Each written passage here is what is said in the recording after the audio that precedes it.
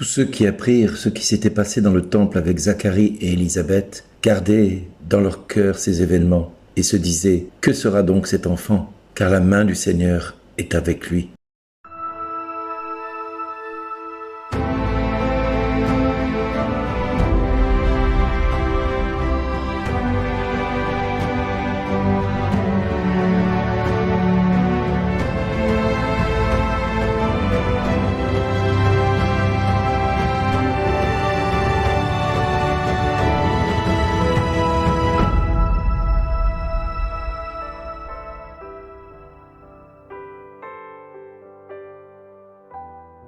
Bonjour les amis, voici que j'envoie mon messager, il préparera le chemin devant moi. C'est à travers cette prophétie de Malachie que s'accomplit en Jean le Baptiste cette parole. C'est un des principaux personnages de la liturgie de l'Avent qui nous invite à nous préparer dans la prière et la pénitence à la venue du Seigneur. Parce que c'est bien à la venue du Seigneur que nous nous préparons, ce n'est pas à la venue du Père Noël. Même si cela va ravir le cœur de nos enfants, de voir sous le sapin des jouets, des cadeaux, et nous de les voir heureux, de se réjouir de ce temps merveilleux, il est important de ne pas oublier pourquoi nous fêtons Noël. Aujourd'hui, nous voudrions tout gommer, y compris la venue du Seigneur et du Sauveur. Beaucoup d'entre nous, parmi nous et dans nos familles, nous savons qu'il y a des personnes qui vont aller peut-être à la messe, d'autres ne vont pas aller à la messe de Noël. Certains vont peut-être célébrer Noël sans savoir pourquoi ils célèbrent Noël. Oui, c'est un temps de partage, un temps d'amitié, un temps d'échange, un temps où les énergies s'échangent, vont dire certains. Mais c'est pas ça Noël.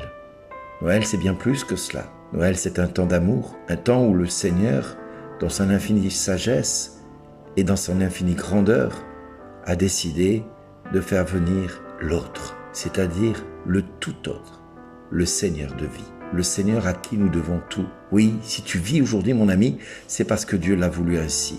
Ce n'est pas parce que tes parents t'ont décidé un jour de te concevoir. Non, c'est pas du tout cela. Ils n'en sont que les instruments parfaits que Dieu a choisi d'utiliser pour que tu viennes au monde. Et dans ce monde, Dieu t'appelle. Qui que tu sois, où que tu sois, Dieu t'invite à venir reconnaître que tu es là par le désir de Dieu et par le vouloir de Dieu uniquement, pas par la décision des hommes. Si ton existence et celle que tu vis aujourd'hui dans un moment où tu ne trouves pas de sens, et pourquoi tu vis ceci, et pourquoi cela est difficile, et pourquoi tu vas vivre ce Noël peut-être alors que tu as perdu quelqu'un de proche, ou peut-être parce que tu n'as jamais été habitué à vivre un Noël comme celui-là. Je dis bien comme celui-là parce que c'est peut-être, allez disons-le, le dernier Noël que tu vas vivre ainsi. Oui, je dis bien le dernier Noël que tu vas vivre ainsi, parce que c'est l'occasion où toute ta famille sera peut-être autour de toi. Et tu vas peut-être célébrer une fête que le monde païen veut transformer en moment de convivialité, en moment de partage. Mais ce n'est pas ça Noël. Noël, c'est toujours bien plus que cela. Noël, c'est le temps où le Sauveur de l'humanité, qui est venu chercher l'homme dans son infinie faiblesse pour l'amener à découvrir l'infinie grandeur de Dieu qui est d'accueillir chaque être humain dans sa faiblesse, dans sa pauvreté, dans son humanité la plus totale. Oui, le Sauveur est venu chercher ta vie, mon ami. Il est venu t'accueillir, il vient, il va venir te chercher à nouveau. Il va frapper à la porte de ton cœur. Et si tu entends sa voix, si tu ouvres la porte de ton cœur, alors il rentrera chez toi, il soupera avec toi et toi avec lui. En tout cas, c'est ce que nous allons lire dans l'antième d'ouverture de la messe, de la communion.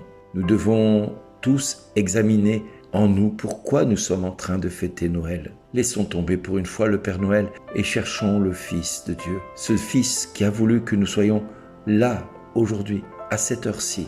Entendons la voix du précurseur de Jean le Baptiste qui nous dit une phrase merveilleuse, qui nous invite à nous dépasser et qui ne nous pousse pas à faire autre chose que ce que lui va dire. Il est venu préparer le chemin. Il est venu aplanir le chemin du Seigneur, du Sauveur. Il est la voix de celui qui crie dans le désert. Aplanissez le chemin du Seigneur. Aujourd'hui, mon ami, si tu fêtes Noël avec ta famille, il serait peut-être bon que tu te laisses visiter par sa miséricorde. Tu ne connais peut-être pas pourquoi tu dois aller voir un prêtre pour te confesser. Parce que le but, il est bien là aujourd'hui. C'est ne pas de te glorifier, d'être ce que tu es, Non, tu dois simplement reconnaître la grâce qui t'est donnée, proposée, offerte aujourd'hui, sans oublier ta propre nature pécheresse. Ne t'enorgueillis pas si tu as bien servi le Seigneur jusqu'à maintenant. Ne t'enorgueillis pas si tu as vécu ta vie sans lui.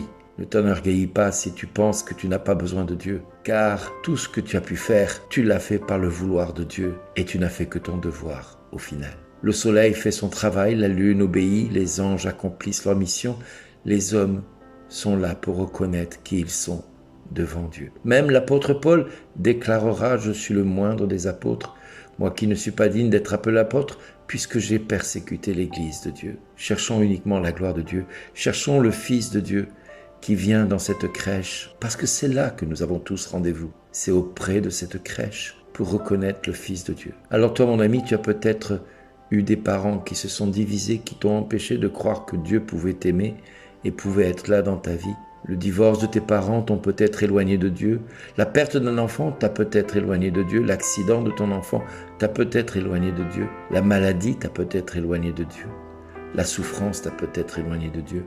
La pauvreté t'a peut-être éloigné de Dieu. Mais Dieu, en ce Noël, vient jusqu'à toi et, avec humilité, t'invite à reconnaître cette immense vertu qu'il te propose de partager, sa propre humilité. Lui, de condition divine, n'a pas gardé cette condition. Il s'est anéanti, prenant notre condition humaine dans le sein de cette femme, Marie, cette Vierge, une femme sans doute normale aux yeux des autres, mais tout autre devant le plan de Dieu. Une femme qui a accepté de donner son corps au Tout-Puissant pour que toi aujourd'hui, mon ami, tu puisses découvrir le Fils du Très-Haut, pour que tu puisses découvrir ton Seigneur et ton Sauveur. Ne passe pas ces fêtes sans avoir eu la grâce de pouvoir te confesser. Ne laisse pas le prêtre dans le confessionnal tout seul, car un prêtre qu'on ne visite pas pour la confession est un prêtre qui s'éteint tout doucement, ne trouvant pas le sens de sa propre vocation, qui est là pour nous donner le pardon de nos péchés devant Dieu. Alors peut-être que tu n'as pas de péché et peut-être que Dieu n'est pas aussi important pour toi. Mais là, c'est une erreur de sagesse. La sagesse t'invite à reconnaître l'être faible que tu es, car sans Dieu, nous ne sommes rien. Car je te le répète, tes parents ont peut-être voulu t'avoir, mais c'est par le vouloir de Dieu, uniquement, que tu es là. Parce que ce qui s'est passé dans le sein de ta mère n'y est pour rien, ton père n'y est pour rien. Tout est l'œuvre de Dieu et tu es le produit de Dieu, le pur produit de Dieu. Alors, viens à Noël, dans cette crèche, reconnaître ce petit enfant qui t'accueille et qui te dit « paix aux hommes de bonne volonté » et viens te confesser. Et Dieu touchera ton cœur, ton âme et ton esprit. Et à tous et à toutes, je nous invite à prier pour notre pays, pour qu'il puisse à son tour se confesser de son orgueil, de son indépendance, de son égoïsme, de sa jalousie, de sa violence, de son individualisme. Oui, prions le Père pour notre pays, qu'il lui fasse miséricorde. Seigneur Jésus, aie compassion de la France. Daigne l'étreindre dans ton amour et lui en montrer toute ta tendresse. Fais que, remplie d'amour pour toi, elle contribue à te faire aimer de toutes les nations de la terre. Ô amour de Jésus, nous prenons ici l'engagement de te rester fidèle et de travailler d'un cœur ardent à répandre ton règne dans tout l'univers. Amen. Merci à tous d'exister. Soyez richement bénis.